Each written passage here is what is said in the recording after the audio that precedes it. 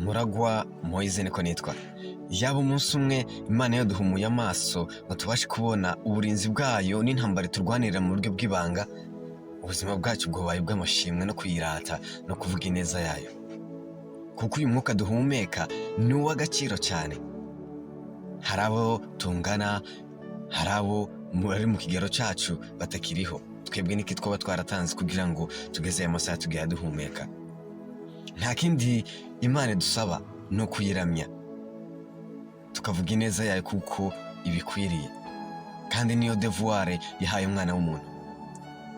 Kuramya Imana ni ukuyibwira ibyiza yakoze, ukabara ya migisha yose Imana yakoze ukayishimira. Naho kuyihimbaza ni ukubwira abantu ibyiza Imana yagukoreye.